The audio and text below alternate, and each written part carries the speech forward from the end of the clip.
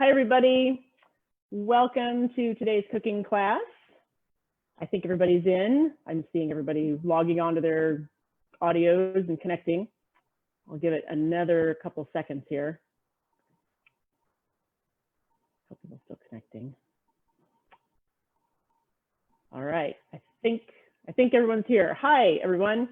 I'm Stephanie Jordan. I'm the local food program manager at Sustainable Solano, and this is one of our many cooking classes that we are doing featuring specialty crops, which are grown around Solano County. As if you've been with us before, you know that specialty crops are essentially a lot of things that we eat: fruits, vegetables, tree nuts, herbs. At some point, we might bring in some flowers and do some edible flowers in the spring. I think that'd be kind of fun. So this series is to help everyone learn how to cook these items, and also I will talk about where to get them here from our local farmers in Solano County, and we'll also talk a little bit about some health benefits. And this is our Thanksgiving marathon, so I'm really only going to be doing one recipe today, but we're going to be talking about a lot of different things, and I thought it would be good to also incorporate some knife skills into today's class.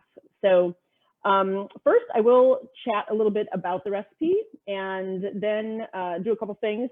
I need something to cool down, and then while it's cooling, I will go into the kind of the second half of this recipe, as well as some knife skills. And then we will also have a discussion about some other ingredients, which I don't have here today, but which are typically served around Thanksgiving. And then I also want to have time for some Q&A at the end. So if you do have questions, there are two ways that you can handle those. One is to wait until the end, and then you can use the raise hand button at the bottom of your screen. And when you do that, we will unmute you, and then we can all talk together live. The other thing you can do is just type your question into the chat.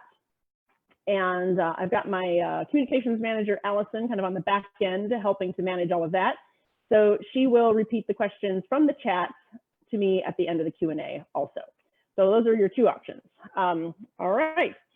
So first, I want to show you what I just pulled out of my oven as we're waiting for everybody to get in here. And I've got my AirPods on, so I'm hoping everyone can hear me as I move around my kitchen. I am going to bring a trivet because it's pretty hot. So this is, of course, the month of squash. So we're going to talk about all kinds of squash here today. This is a Kabocha Squash, and I took a picture of it and sent it to Allison before I put it in the oven. So I think she might be able to screen share that with you. But this is the Kabocha, and so this is a small one. Typically, they're a little bit larger than this, and they're kind of greenish. Yep, there it is. So that was my squash before I put it into the oven. It probably was about 2.5-ish pounds, I would say.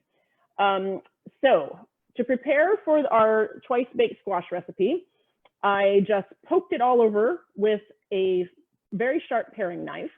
And the reason we do that is because we want to let steam escape. If we don't have those little holes there, then the whole thing could just kind of like blow up in your oven, and you don't want to have that. The other squash I thought I would throw in there with it was a small butternut. So that is also here on the pan. I'm going to put my little mitts back on here, and I can kind of tilt this. Okay, so I have kind of a very small butternut squash also on the pan here. I might use both of these, but I really wanted to kind of do this recipe with the Kabocha. So these were in the oven for, let's see, I put them in at 245, so almost an hour and a half. And I kind of did the fast roast version on these. Actually, Allison, why don't you go ahead and put the recipe up for the twice baked squash? I'll kind of talk through that a little bit while we're looking at this. So you have two options for the roasting. If you have time and you're hanging out at your house, you can put the squash in at a lower temperature, like around 300 degrees, and let it go for about 2 to 3 hours, depending on the size of your squash. I decided, since I was running a little bit late this afternoon, I was going to crank it up and do the second version, which is 425 degrees for about an hour. So that's what I did. Now, I have a convection oven, which means I turned on my convection fan, and that stirs the air around inside the oven. So I set my oven at about 400 with the convection on, which then gets it up to 425, and put in my squash. So if you do not have a convection function on your oven, go for the 425. If you do, you can kind of experiment. Maybe you kind of know, but typically it's a 25-degree difference between convection on and convection off. So, but you'll get it to the same rate. So does that make sense? 425 at no convection, 400 with convection, and all that air moving around will kind of boost it up to the 425-degree level. All right, so these have been in the oven, and now what I want to do is super soft. So when I stick my knife in there, actually I have my little paring knife here, you know, this should just glide in. You know, the kabocha has kind of a rough shell on the outside, but once I get past that edge, it'll just slide right in. So at this point, I'm going to grab some gloves because I know it's pretty hot, and I'm going to turn that off. I want to just kind of tear it apart a little bit. So the goal is to separate the flesh from the seeds and also the skin, but we're going to save the skin and let it be kind of like a little serving cup for your squash. So I'm just going to cut out the stem and pull that off. Oh, there's a bunch of yummy looking squash there. I'm going to save that. Okay. Let me grab my, oh no, wait, my bowls are here. Forgot I actually prepared there. All right, so here I'm just going to kind of rip this open. There's a lot of steam coming out there. Okay. So this is too hot to handle now, but I want to get it apart so that it can start to kind of air out a little bit. Same with the butternut. I think with the butternut, I'm just going to go right down the middle and split it open. Okay, and I'm going to let that cool down, and then once it's cool enough to handle, I'm going to kind of go in there and pick out the seeds and get the flesh off of there and put it in this bowl. So that's all we're going to do for right now. I'm going to move this back over here so it can kind of chill out. All right, so let's go to the other part, which is kind of like a little topping for the squash. So I happen to have some farro that was already cooked. So this is about 1.5 cups of farro.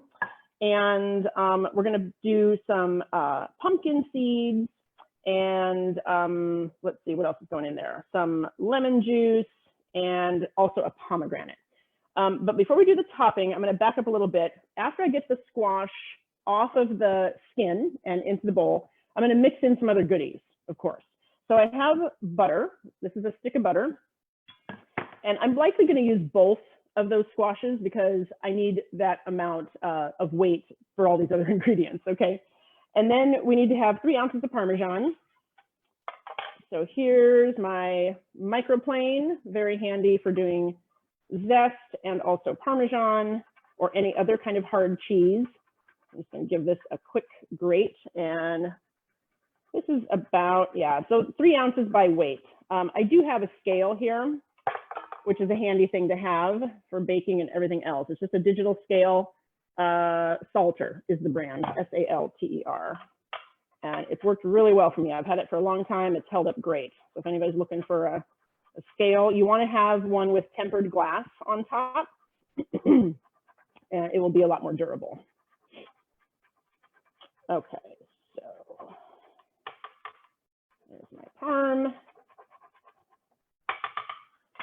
All right, I'm gonna scoop that up. I'm just gonna stick it in here.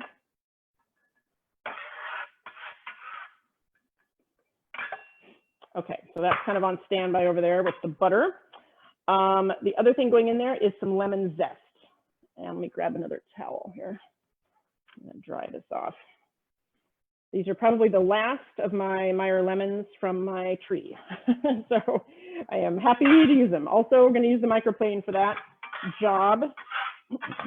Get this stuff cleaned up a little bit. Okay, so the beauty of the Microplane is it really only lets you get the zest off, and it kind of stops when it gets to the pit. So it's a very handy tool for just the zest and, you know, not getting all the white pith in there too. So I don't need a lot of this. Let's see, yeah, 1/2 teaspoon or so. looks about right. About 1 lemon. All right, we'll save that. We do need some juice here, so we'll save that. Okay, let me stick that in a little bowl here. All right, Parmesan lemon zest and the butter. Okay, so that's what's going to go with the squash. And then for our kind of dressing part, we have a few other things to put together. So we're going to do the 3 tablespoons of lemon juice. I'm going to use this bowl. So I'm using the lemon that I just zested. It'll juice really easily. These are handy to have too. These tiny little, they're like the little OXO liquid measuring cups, but they're only 4 tablespoons or 2 ounces. So they're really great for just small bits of liquid.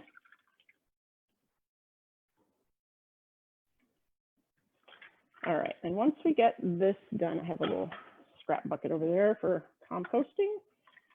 Oop, that was a juicy one. Okay.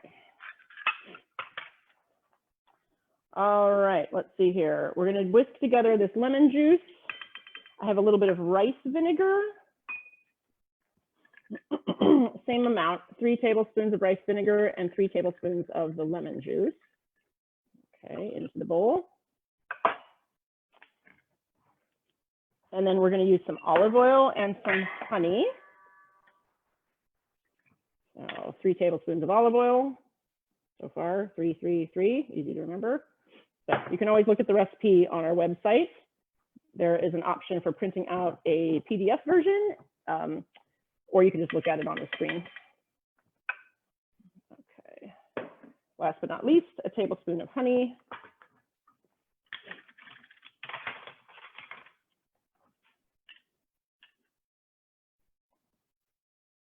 And I believe one of the beekeepers that we know lost a lot of hives in the fire in August, but I'm pretty sure he still has product. Clay's Bees, I don't know if anybody knows Pleasant Valley Honey Company.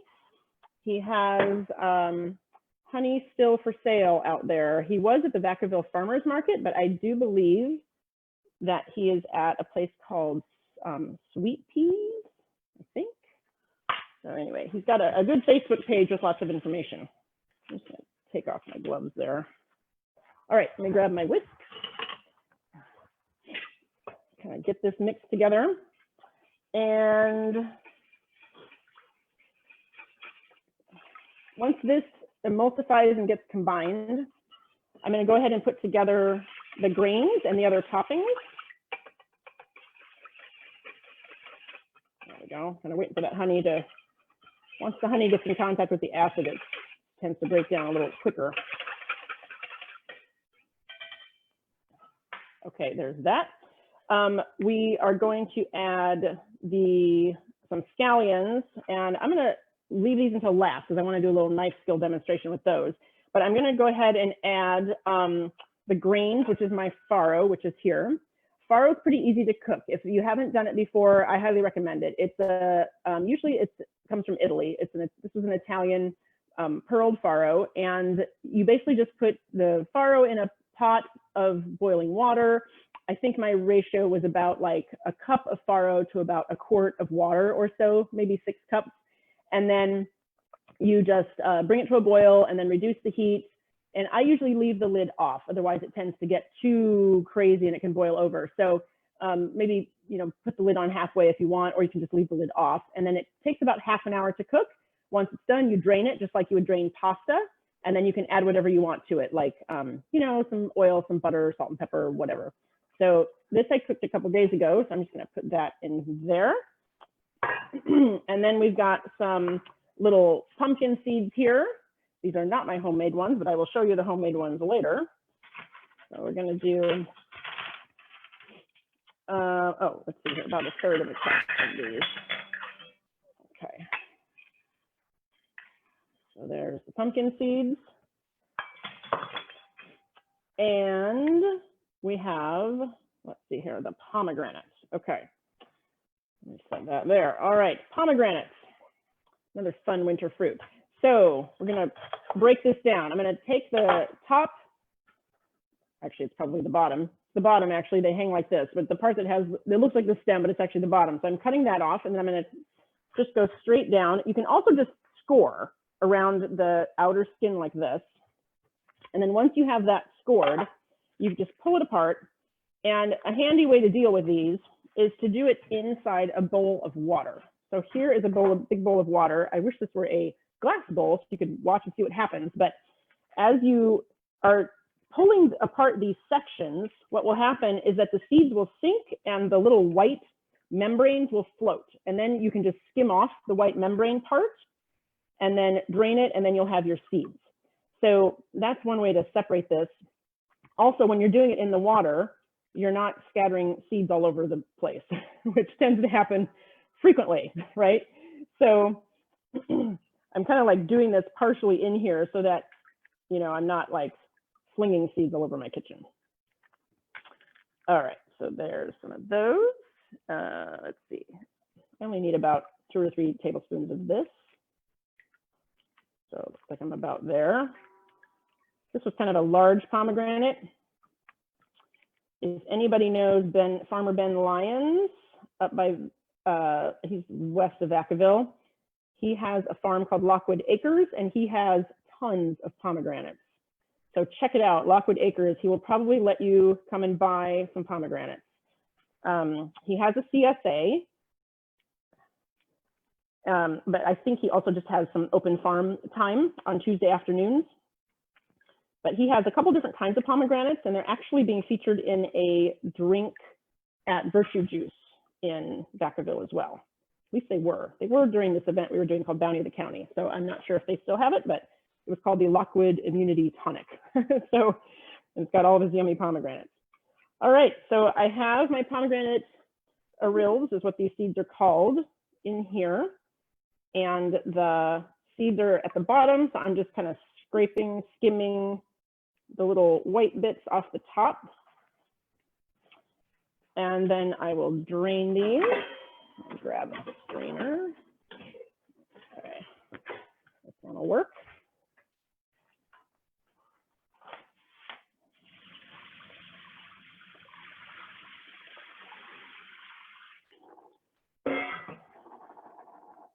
All right, a couple other little bits of white parts there.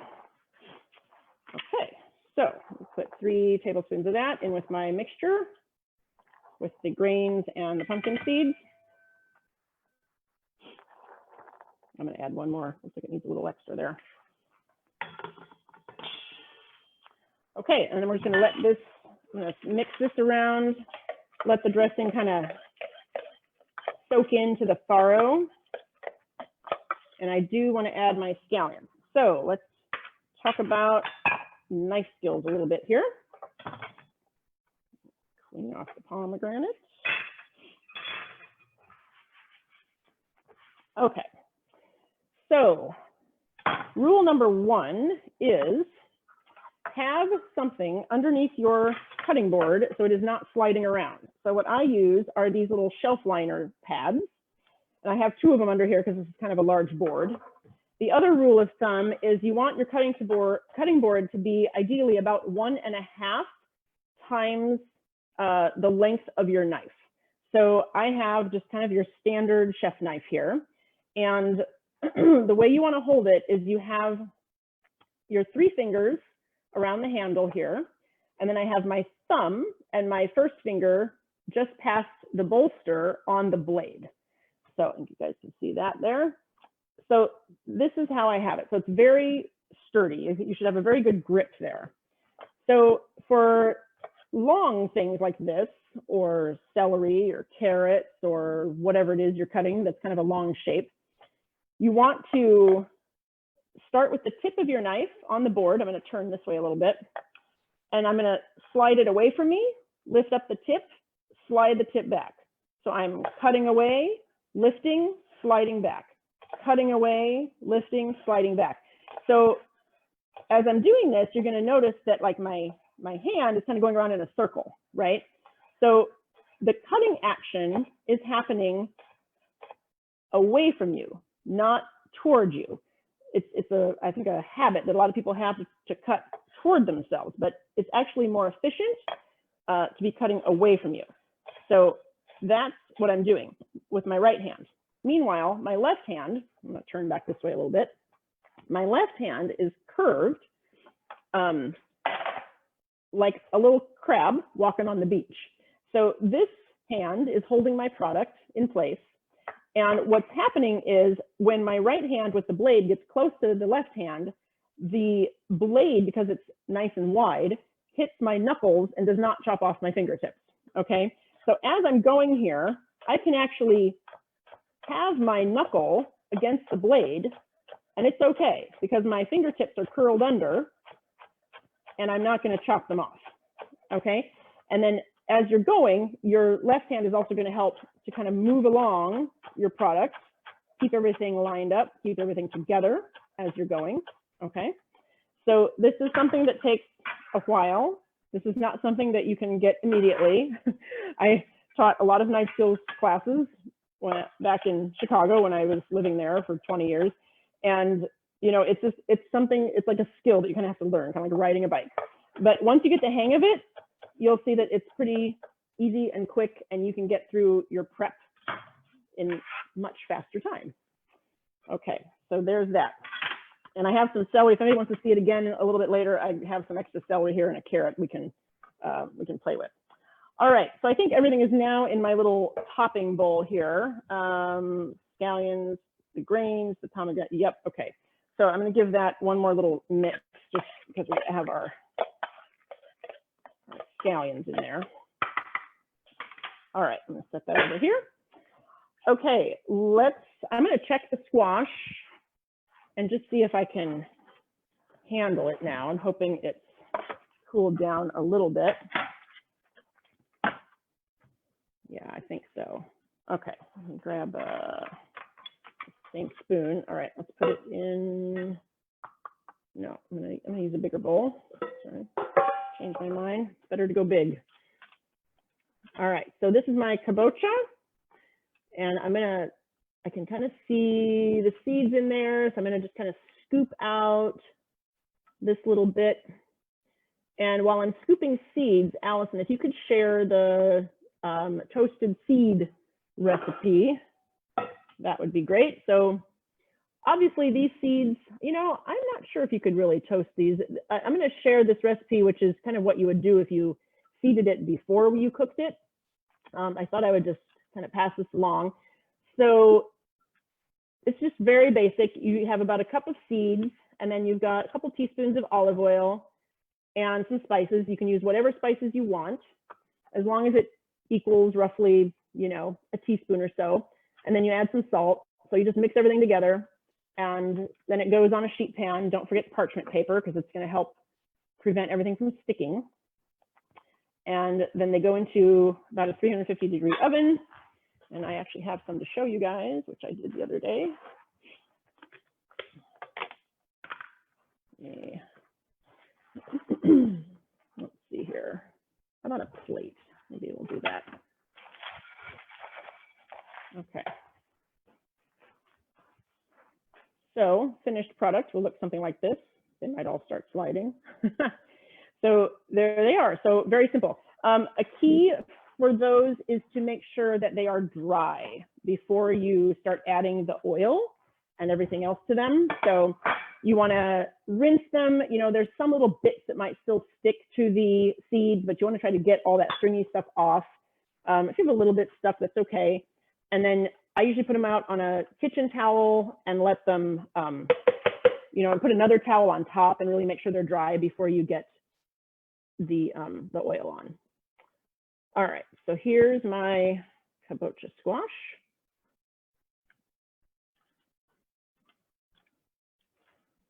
Getting that out. All right. So you can see my skin is just kind of tearing apart, which is fine. I just kind of want it to be a little bit rustic.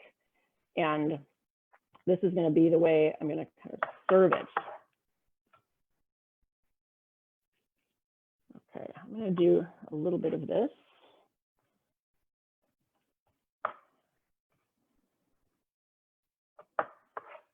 Okay, I'm just going to kind of talk through the rest of this and kind of shortcut it a little bit just in the interest of time. Because, or you know what, I'll do the kabocha, but not the butternut. I think that's what I'll do. Because I have just about all of this out. All right, I'll do my butternut later. So I'm gonna move this bad boy.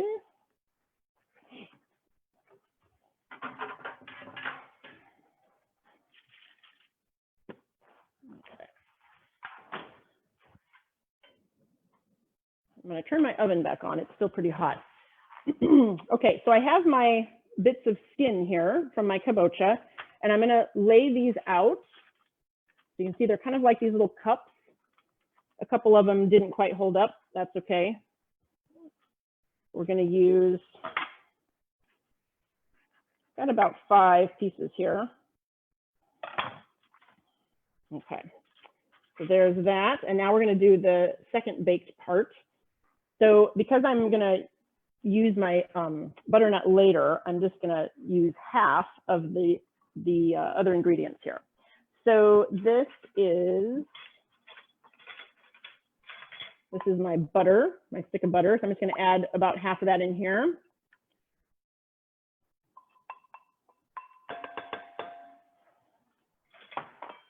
And about half of my Parmesan. All right, and then lastly, the lemon zest, which is right here. I'm gonna put about half of that in there. All right, and a little salt and pepper. I'm just gonna do this kind of eyeballing it. Don't be shy with the salt. The salt kind of helps to bring out the flavor of the food. Okay, so we're gonna mix this up. So this is looking yummy. You can't really go wrong with butter and cheese. And the lemon just kind of helps to brighten it up a little bit so it's not so heavy. Okay, see a couple seeds in there. Not gonna be able to fish them out, that's all right. So now we're gonna re-scoop this back in here.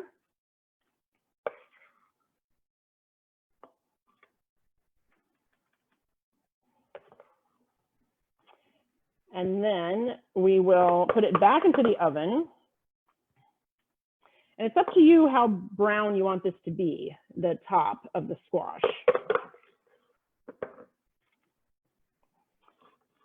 I don't think I would recommend broiling, but I have my oven up pretty high now. It's at like at least 450. Okay, there we are.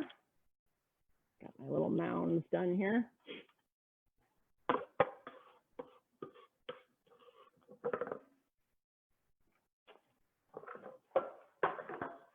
Okay. So I'm going to put this back into the oven at this point. I think I got it all on there. Let's see here. Da, da, da, da, da. Yep. Okay. So this should be about 10 or 12 minutes. Oh, you know what I'm going to do too? I'm going to raise my rack because right now it's kind of lowered because I had the tall squash in there.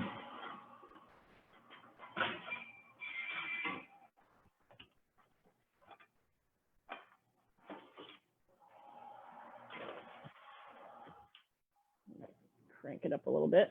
Okay. All right. So we'll check on that in a few minutes. And while that is cooking, let's talk about some other squash. All right. Here's the display. And I just kind of wanted to run through these and talk about different ways of cooking them and what you could combine them with and all of that good stuff, because there's just so many different varieties. So this is a spaghetti squash.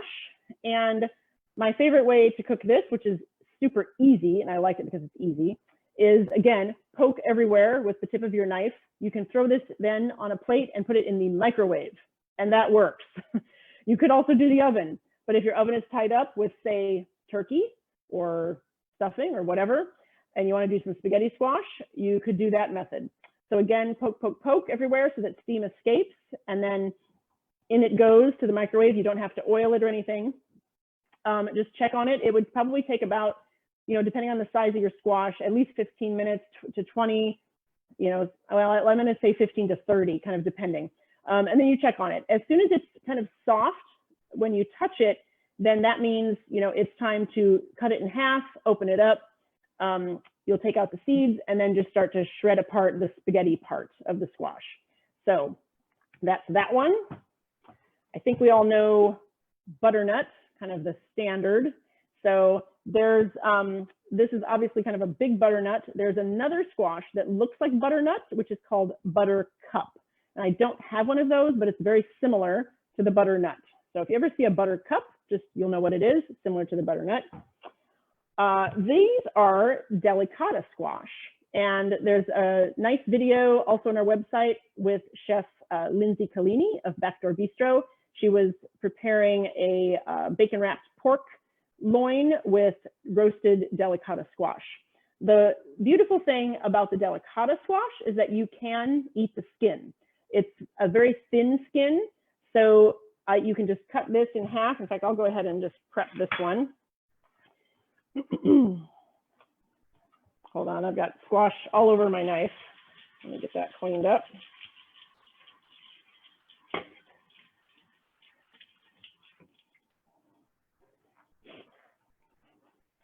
Okay, yet another towel. That's a lot of towels. Okay, so I would start just by cutting the ends off, and then, you know, the tricky part is you don't want to kill yourself or cut yourself while cutting apart these squash. So the goal is always to get a flat surface somewhere so that you can kind of proceed. Okay, so I'm just going through one side, then the other side. Okay, so there's the inside. It kind of reminds me of like a long cucumber, but it's a squash. And so once you get to here, you know, you can do your scraping, you know, with a spoon. All of this comes off, like so. And then you can just cut these into little half moon shapes. And again, I'm going to turn it this way so that I have a flat surface. Hold on, I got too many things here. Let's move this over here. Okay. Put these guys there. Okay. So, and again, you can see how I'm holding this with my left hand, just so my knife doesn't run into my fingertips.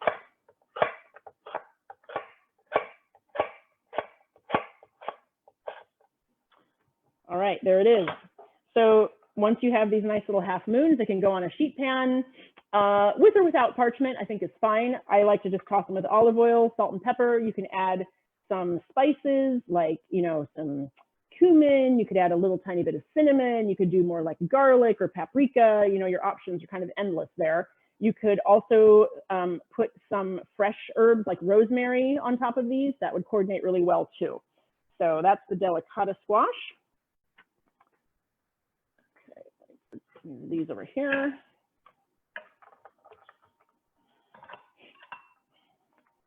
All right. Another one that we have here is a red curry squash. This is kind of a small one. I did one last week in a kind of a Thai green curry dish. So these, the flavor of these I find is very similar to pumpkin, and I find it goes well with Asian flavors and Asian cuisine. So the red curry also, you could eat the skin. It's a relatively thin skin. However, they often have these funky little bumps on them. And it just, you know, it kind of just feels rough, and it would not be good like eating in your mouth. So I would just go through and just kind of shave off, you know, the little bumps wherever they are, and then you're good to go.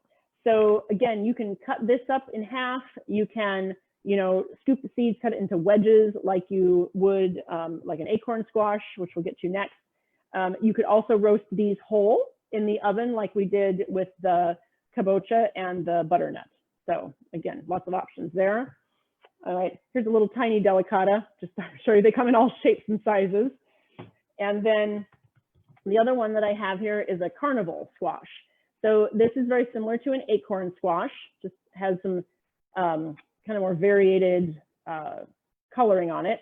And so for these, I would cut these, do wedges and roast them, or I would just cut them in half and stick them like the cut sides down with maybe a little bit of water and roast them. Typically, the acorn squashes are a little bit drier inside, and so they won't work as well for the roasting whole technique like we just did with the kabocha and the butternut. So for those, I would open them up, maybe add a little oil to them, or put them in a shallow, like a 9x13 pan with a little bit of water, and then you need some of that liquid to help it steam and cook. So that's the Carnival squash. All right, that's my squash show and tell.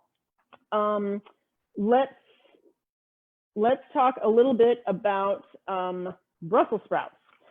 So I do have a recipe for you. I'm not going to have time to go through it today, but I did pull one up, which I like. And Allison, you can share that one too if you want. But here are the Brussels sprouts. This is not all of them for the recipe. The recipe calls for about almost a pound, like 12 ounces or so. But I just wanted to kind of, explain what to do with these. So you can cut off the end. It looks like the little stem end. If some of the leaves fall off, that's fine. These are large Brussels sprouts. I usually don't see them this large. If you're going to roast them, the small ones, you can just keep them whole. Put them on a sheet pan, toss them around. They pair very well with bacon. They pair very well with Parmesan. Once they come out, they're great with like a garlic aioli. So, but this recipe is for a salad. So if you're kind of maxed out on your Thanksgiving menu with heavy, fat-based, not fat-based, but heavier foods, and you want something a little bit lighter, then I wanted to kind of share this salad with you because I feel like the Brussels sprouts also go very well with acidic things like a lemon juice or a vinaigrette. So this is for a salad where you're just using the Brussels sprouts raw. So either way is fine. You can cook them, you can keep them raw, whatever you want to do. So if I was going to shred these up, I would probably just stick them in my food processor, to be honest with you, and just run the blade, or you could just cut them in half lengthwise like this. Again, flip them over so you have a nice flat surface, and then just do a very thin shred on those, kind of like you're making Brussels sprout confetti. Okay.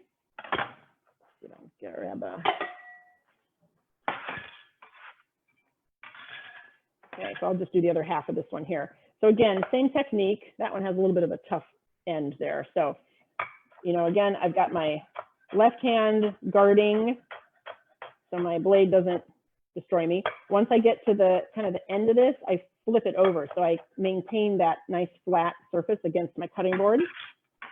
Okay. So here's the Brussels sprout confetti, and then you would mix this with the kale and make the vinaigrette, and then just toss it together. The thing that I like about that type of a salad is that you can prep all three parts. There's some nuts, there's the vegetables, and then there's the vinaigrette. You can make all three parts way ahead of time, and then just toss it together at the end. There is a technique with the nuts on that recipe that I do like for this particular application, which is you're toasting the nuts in a saute pan with a little bit of oil. Typically, I just toast the nuts dry on a sheet pan in the oven because I do a lot at a time. You can just get a lot done and have a whole bunch of toasted nuts ready and keep them in your freezer. But for this, I really find that toasting the almonds in the skillet with a little bit of oil and then adding some salt, it really kind of helps boost the flavor. Excuse me. Okay, so that's kind of the rundown on the salad. Also, just a quick note, the reason that you're keeping all these components separate is once a green vegetable like these comes in contact with an acid, it's going to start to turn kind of a funky pea green color. We've all seen that. It's like from the 1970s, pea green. So, and that applies to anything, broccoli, green beans, whatever it is. So you want to wait and toss all those things together right before you serve it. Okay, so that's the Brussels sprout lowdown. Let's see. Oh, I wanted to do a little knife skill on the onion, but let me check the squash in the oven and see how that's coming along.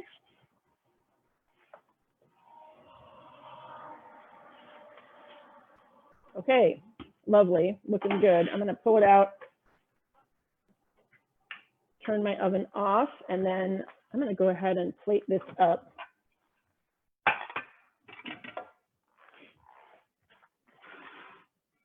Let's see here. I'm going to bring everything over here.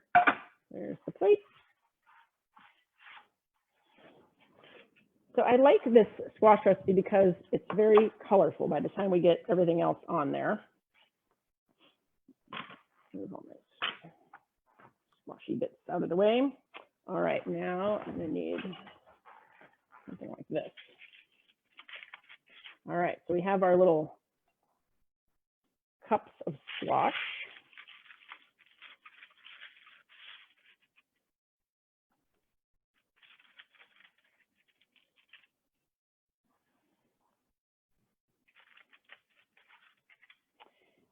I'm just going to stick it on here. Let's pretend this is a larger serving platter.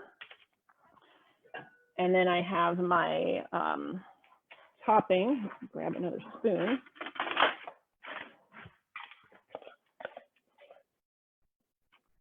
Okay, and then this just gets ladled kind of up on top.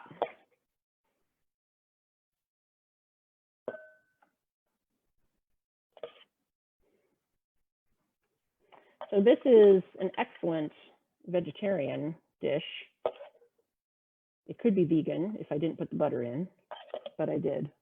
So you can alter that however you'd like. Okay, so there it is. Let me see if I can show you this. I'm gonna tilt this down a little bit. There's my squash with all the top. Oh, I see some thumbs up. Yeah, good. Okay. Now I got to readjust this and see if my head gets cut off or not cut off. There's always kind of a, Allison, I don't know, I'm not on, what is that, spotlight thing, so I can't see myself very well. Maybe I am on spotlight. So you're fine with the setup. Okay. Yeah. Okay, good. Apologies. All right. Okay, perfect. All right. On to a little onion knife skills, and then we will do some questions. Okay, here is our friend, the onion. So this one has the peeling off, which I don't know why. Let me take one that's a little more realistic. All right, here it is. So step one is you're gonna cut off the top. Do that again, this was in the fridge, and it's wet for some reason. Okay. So I've cut off the top, and the root is still on down here. Step two is I'm going to cut straight through the onion and straight through the root. So I now have a little bit of root on each half. There they are. And I'm going to grab my corner now and peel. So I'm going to take my outer peel off.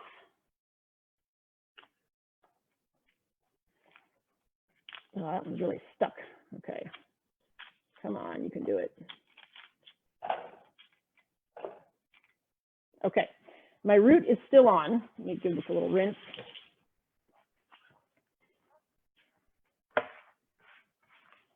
Okay, so now I have the root end on my left. I'm right-handed, so the root's on my left.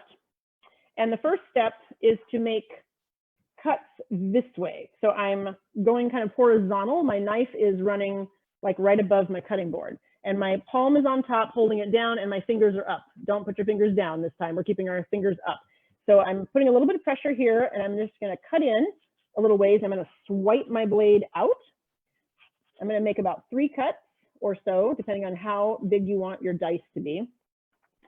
Okay, step 2 is I'm turning it so that the root is now on top and the cut edge is toward me. So it's like the root is away from me that way.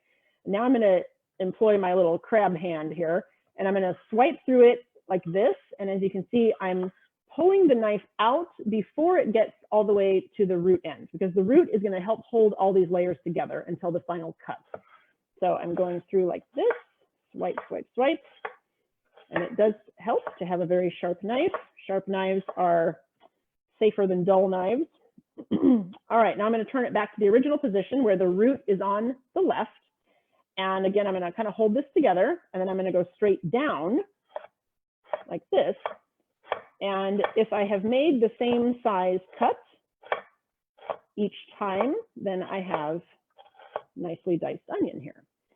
So once I get to this point, there's a little pad left here. It's a little unsafe, right? So I'm going to flip that down and then just kind of trim it up around the edge. And then I just have my root left here, which I'm going to put in my little compost bucket. Okay, so that is the onion. Let me move this aside.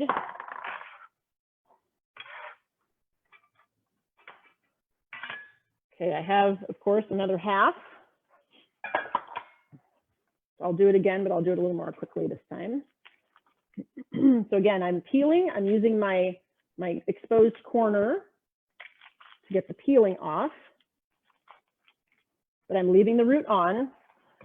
So it's got a little bit of that black stuff on there. Okay.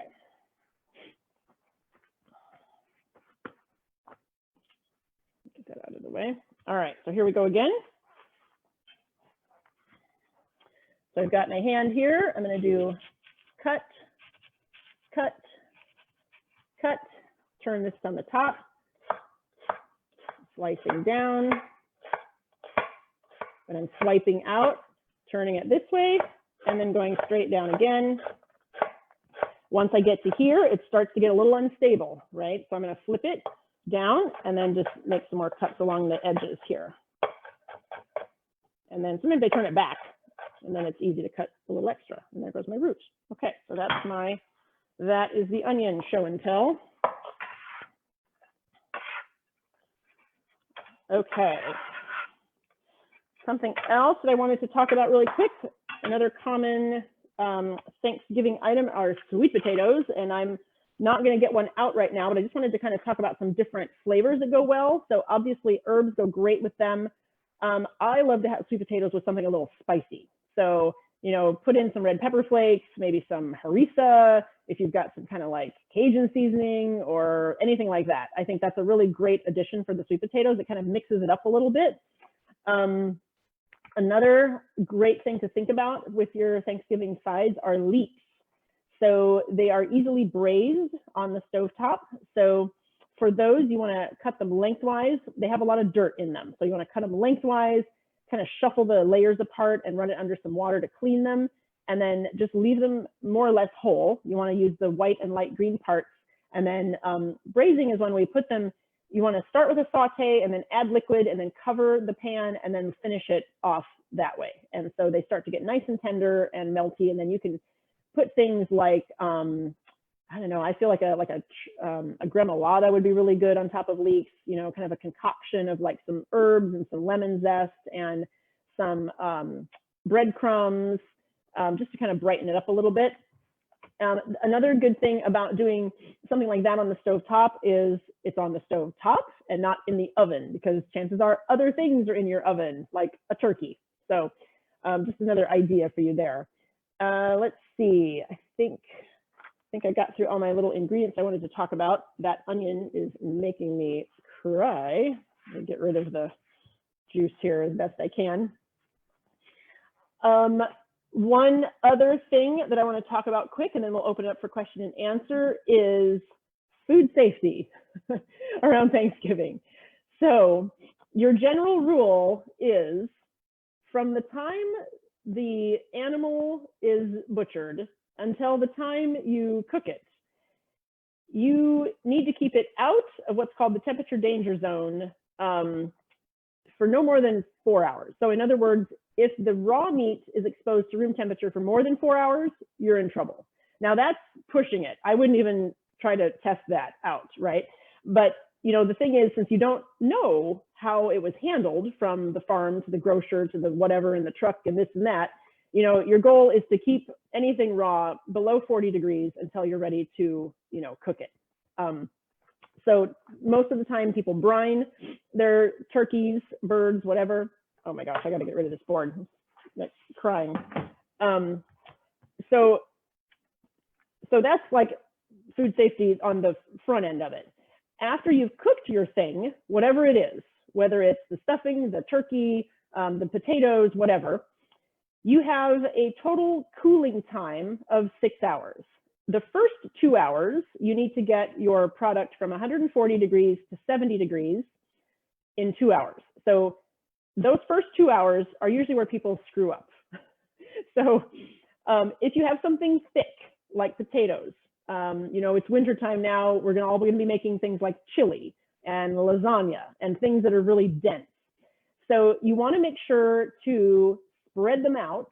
You know, once people are done eating, of course, you know, if you have a lot left and it's still really hot and you wanna get it cooled down fast, my recommendation is you spread it out into like a larger pan and get it from that hot temperature, the 140 to 70 in 2 hours.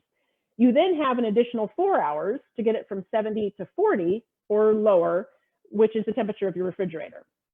So it might seem like a lot of time, 6 hours, you know, it kind of is a lot of time, but typically getting it from that hot temperature down to room temperature in those first 2 hours that's the key. So, you know, my recommendation is don't try to stretch those 6 hours, but just so you guys kind of know the facts, this is when things start to happen in terms of bacteria growth and all of that. So, so don't let your turkey sit out on the counter all day long or on the table all day long. If you do have your turkey, you know, done and it's carved, you know, those pieces, because it's now in pieces and parts, those will typically cool down relatively fast. The other thing to keep in mind, though, is if you do have something hot, don't put it into your refrigerator steaming hot, because then that'll raise the temperature of your refrigerator. And if you have anything else in there that's a potentially hazardous food, like milk or mayonnaise or, you know, eggs, any dairy products especially, you know, that'll cause trouble because then they won't stay cold. So you want to get things cooled down. You know, garages are great for cooling stuff down sometimes. You know, don't tell everybody I said that, but, you know, cover it if you have, you know, things running around, you know, there's dust or something out there. You know, if it's cool outside, you can cover something with foil, poke holes in the foil to let the steam escape, and then stick it out, like, you know, on your porch or something, or not your porch, like on a deck or a chair or a table or something outside. That'll even help get things cooled down if it's really warm in your house. Let's see. So I think that's kind of my main spiel on the food safety around Thanksgiving, because you always hear about people leaving the food out way too long and then people get sick. So, all right. Any questions about any of this? It's just kind of like a random assortment of things. We do have questions, and I'm happy to read those off. And also, if anybody wants to use that raise hand button, we can always unmute you to ask your question. But before we start, I'm going to share real quick our survey link in the chat. Very good. Thank you, Allison. Yeah, we have a survey for all of you. It's quick, it's easy, and it's super, super helpful for us to gather data and respond back to the funder and all that good stuff. So if you could all please, please, please answer the survey, that would be awesome. Thanks, Allison. I forgot about the survey. So to start, there was a question about what are some good gluten-free substitutes for the farro in the recipe? Yeah, I would go with quinoa. I think quinoa would be a good one that you could put with that. I do think also, you know, the farro is really kind of plump, and in terms of the texture, it's very similar to a brown rice, especially the little, not the long grain brown rice, but it's just a shorter grain. It's almost like sushi rice, but it's brown. So, or you could use white rice too. So I would go with those two options for the farro. Yeah, quinoa, a rice. I think that'd be my two main recommendations there. Okay, and then quite a few questions about squash. So because some squash have that tough outer shell or rind, how do you safely cut them in slices or in half before cooking? Or should you just prick and cook them whole? And another question that kind of built on that is, you know, is it just the spaghetti squash that can be pricked and cooked in the microwave? Or are there other squash that you can do that with? Can you do that with all of them? Okay, good question. Sorry, I had to blow my nose there. Okay, so yeah, let's go through this butternut business, because it's true. They're big and kind of unwieldy. And there's really no special technique here other than just hacking into it. But let's say I want to make this into a soup. And what I love to do for butternut squash soup is I do like to cut the flesh out and do some large dice and roast it first, because it deepens the flavor and take some of that water out. So I like to roast it, and then meanwhile, while this is roasting, I do my sauteing of maybe some leeks and some shallots, and then I put my squash in there, and then I add the stock or the water, and then finish the soup. So this one's kind of a weird shape, right? It's kind of like a little peanut, a big peanut actually. Usually they have a narrower neck on this end, but for this thing, I would just get through it like this first, so that I have a flat surface. Again, it's about kind of getting this flat surface. These will also peel pretty easily. So you can just go through your butternut and peel it. And this is just a basic potato peeler. This is kind of how I would do it. As you're peeling, you want to take off both the kind of the tan outer part. And as you're going through here, you're going to see some white, and then you're also going to see some green, like veins almost.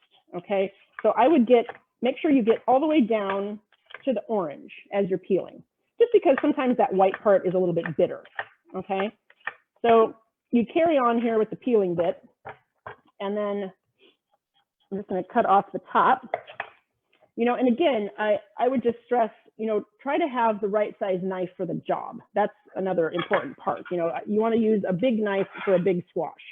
Don't try to do this with something smaller, or it's going to be aggravating. Okay, so here's my flat surface. Once I get it like this, and maybe I've peeled it, you can peel before or after you do this step.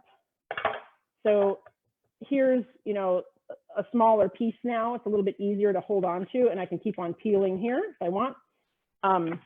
This is the top part, so it doesn't have just a tiny bit of where the seeds are. But this is kind of how I would break it down. Don't think that you have to go through, let's pretend this is a butternut. You don't have to go through it all in one way this way. I prefer to kind of go crosswise first, get your flat surface, and then kind of go from there. Now on this half, what you can do is after you get this scraped, it's actually easier to hold on to for the peeling part. So I get all of this out of here. And now it's like I have a little handle, right?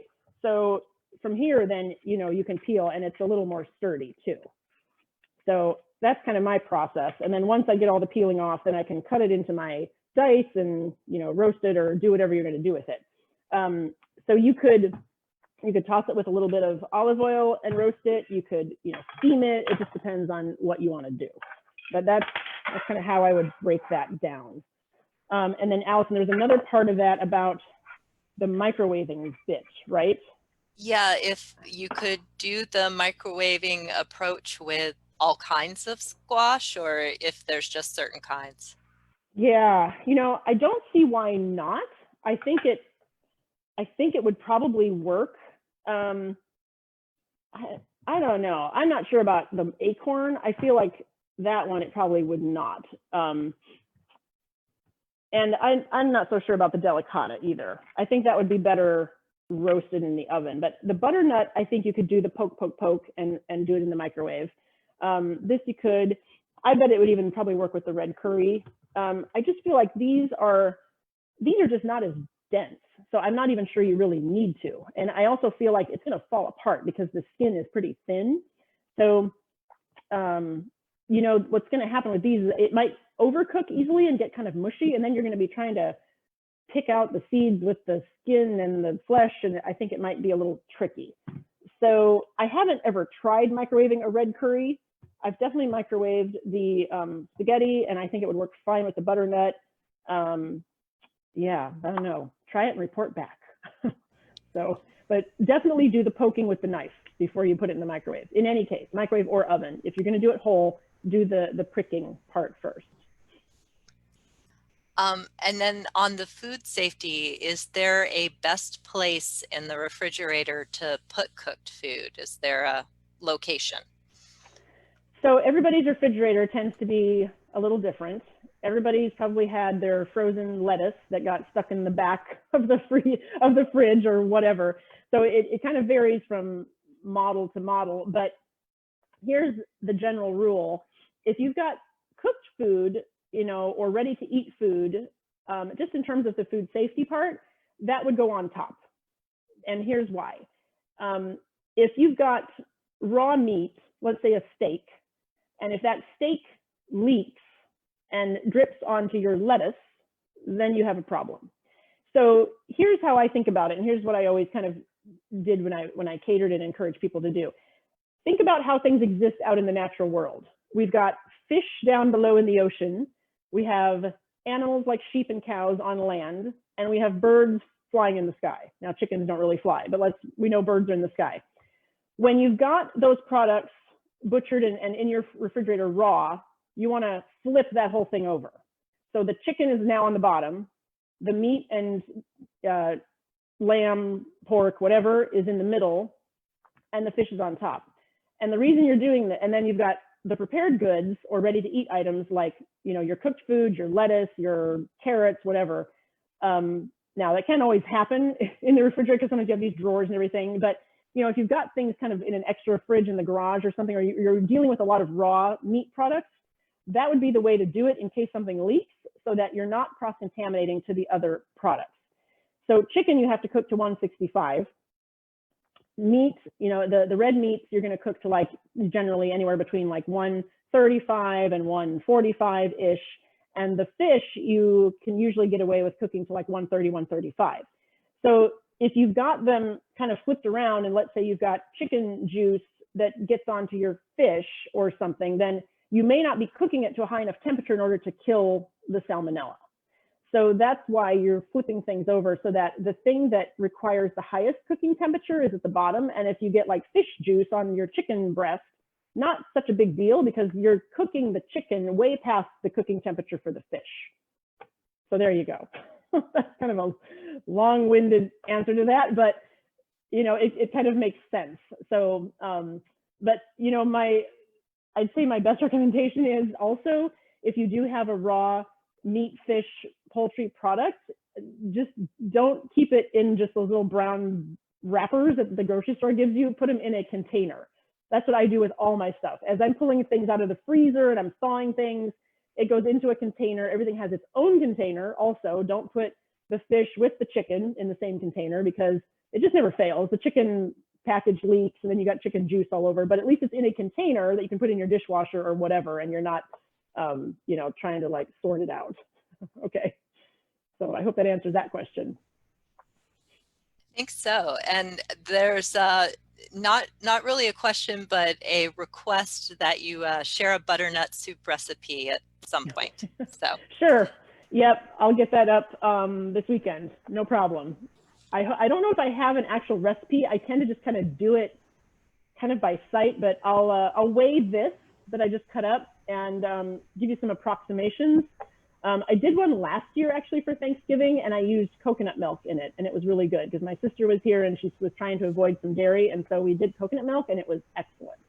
So I'll try to recreate that on some paper and put it up. Great. And that's it for the questions this evening. Okay, awesome. All right, well, once again, if you haven't done the survey, please fill out our survey. And we have some more classes coming up in December. Chef Veronica is going to be doing a special one like for Kwanzaa. It's like part of a Kwanzaa celebration going on. And I don't know what she's making yet, but that'll be super fun. And I may be doing one more class in December, which I'm still trying to work out what it will be, but I'm thinking it might be like winter fruits, and we'll do some different things with some winter fruits and fall and winter fruits. So, all right. Thank you so much for joining us, and good luck with your Thanksgivings. Happy Thanksgiving. And we'll see you guys next time.